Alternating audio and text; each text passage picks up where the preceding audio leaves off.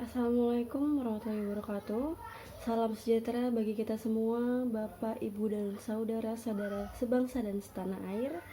Saat ini 209 negara di dunia termasuk negara kita, Indonesia, sedang menghadapi tantangan yang tidak pernah terbayangkan sebelumnya. Masa yang berat bagi kehidupan kita, bahkan pandemi corona ini telah membawa kesedihan bagi sebagian orang dan kesulitan bagi banyak orang. Dan kita semua mengalami perubahan besar dalam kehidupan kita sehari-hari. Dalam kesempatan ini saya sampaikan penghargaan dan apresiasi yang tinggi dan terima kasih kepada semua dokter, semua perawat dan seluruh tenaga medis yang telah berjuang di garis depan dan terus berjuang hingga kini. Dan mereka yang telah menjalankan peran penting tanpa pamrih seperti TNI, Polri, para relawan yang telah melaksanakan tugas di luar rumah untuk kita semua. Atas nama masyarakat dan negara, saya memberikan penghargaan setinggi-tingginya karena apa yang Bapak, Ibu, dan Saudara lakukan merupakan pengorbanan yang luar biasa.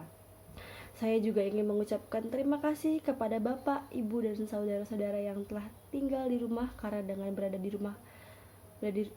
rumah, kita semua telah berupaya memutus mata rantai penyebaran virus COVID-19 dan artinya telah menyelamatkan banyak keluarga dari virus ini. Mari kita terus bersama-sama menangani pandemi ini, bergotong royong, bersatu padu, karena hanya dengan cara kebersamaan ini kita akan mengatasinya dan kita tidak sendiri. Kita bersama dengan negara-negara lain yang juga mengalami hal yang sama untuk bersama mengatasi pandemi ini. Dan tetaplah bersabar, optimis, dan tetap disiplin berada di rumah. Jaga jarak dalam berhubungan atau berinteraksi dengan orang lain, hindari dari kerumunan, rajin cuci tangan, pakailah masker saat keluar rumah. Ketika kedisiplinan kuat itu kita lakukan, insya Allah kita akan kembali kepada situasi dan kondisi normal dan dapat bertemu dengan saudara, bertemu dengan teman, bertemu dengan kerabat dan tetangga dalam situasi yang normal. Tapi untuk saat ini marilah kita berada di rumah saja dan gerakan 3M, memakai masker, menjaga jarak, dan mencuci tangan sesering mungkin yang diperkenalkan bulan September 2020. Kemudian menjadi 5M di bulan Februari 2021 ditambah 2M yang yaitu menghindari kerumunan dan membatasi mobilitas. Digencarkan dalam upaya memutus rantai penularan COVID-19, pembentukan Satgas Jogo Tonggo di tingkat RW dan Satgas COVID-19 di tingkat kelurahan, kecamatan, dan kota dalam upaya pemantauan protokol kesehatan di masyarakat serta keterlibatan lintas sektor dalam penegakan protokol kesehatan di lingkup kerjanya masing-masing. Merupakan upaya nyata memutus rantai penularan penyakit. Maka dari itu, ada alasan mengapa vaksinasi COVID-19 sangat penting. Ya, sejak vaksin COVID-19 tiba di Indonesia, tidak sedikit masyarakat yang belum setuju akan anjuran pemerintah untuk menjalani vaksinasi COVID-19. Padahal pemberian vaksin ini penting, bukan hanya untuk melindungi masyarakat dari COVID-19, tetapi juga mengetahui kondisi sosial dan ekonomi yang terkena dampak pandemi. Vaksin atau infeksi bertujuan untuk membuat sistem kekebalan tubuh seseorang mampu mengenali dan dengan cepat melawan bakteri atau virus penyebab. Tujuan yang ingin dicapai dengan pemberian vaksin COVID-19 adalah menurunnya angka kematian dan angka kematian akibat virus ini. Meskipun tidak 100% bisa melindungi seseorang dari infeksi virus corona, vaksin ini dapat memperkecil kemungkinan timbulnya gejala yang berat dan komplikasi akibat COVID-19.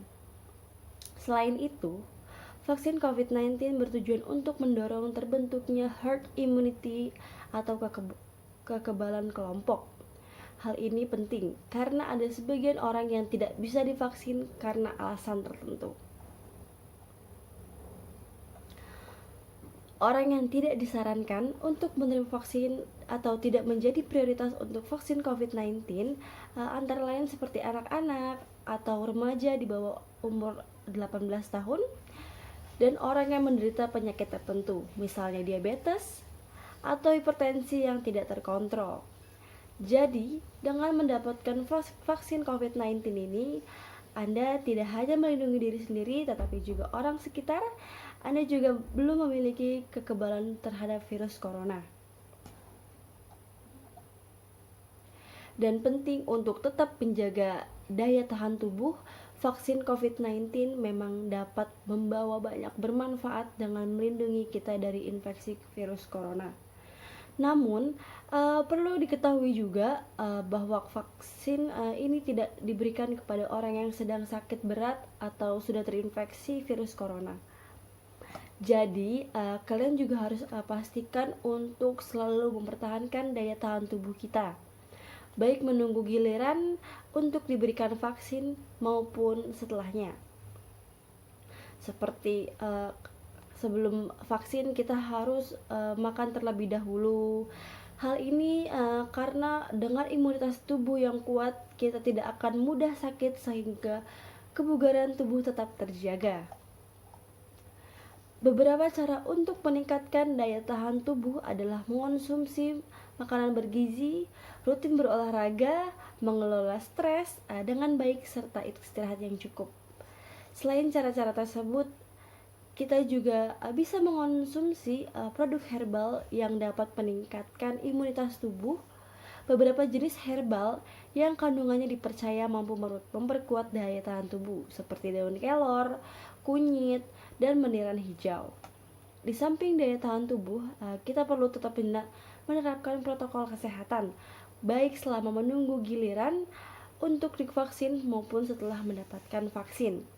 Sebisa mungkin juga menghindari luar rumah atau berkumpul dengan banyak orang. Vaksin COVID-19 diharapkan bisa menjadi solusi untuk menyudahi pandemi ini yang telah menanamkan banyak korban jiwa serta menonaktifkan aktivitas masyarakat. Dan partisipasi kita dalam program vaksinisasi ini akan membantu pemulihan kondisi negara kita. Sekian pidato dari saya, kurang lebihnya saya mohon maaf. Wabillahi taufiq wal hidayah. Wassalamualaikum warahmatullahi wabarakatuh.